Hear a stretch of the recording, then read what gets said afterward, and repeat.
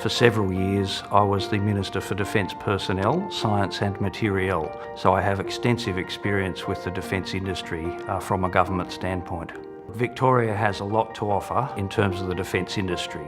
We've got a strong economy, we've got the most substantial defence industry supply chain within Australia, a skilled workforce and a world-leading university sector with strong scientific, research, engineering capabilities.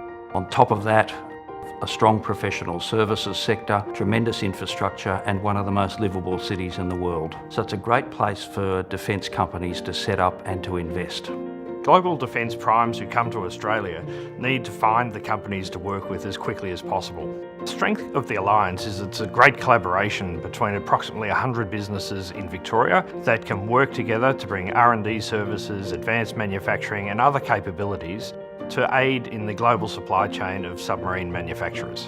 We currently have members who export all over the world into some of the biggest defence programs in the world, whether they be in Europe or the US. There's already collaboration happening between our companies and the great global defence primes of the world. What we are the most proud of our suppliers base in Victoria is simple but essential. It is their capacity to be agile and flexible in answering our requirements and needs. And I have been amazed personally in the ability of the SMEs in Victoria to be responding to our requirements in a very efficient way, in a very rapid way, and to our satisfaction.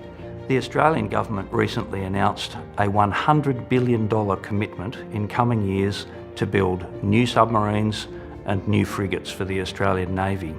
Victoria has a lot to offer to support the building of those ships and those submarines.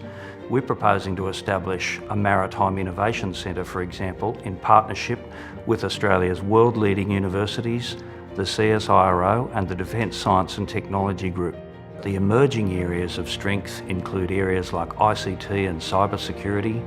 In fact, just recently, Lockheed Martin announced the first research and development centre outside the United States to be located here in Melbourne. What I have noticed in Victoria is that the institution, those academia, they really listen to our needs.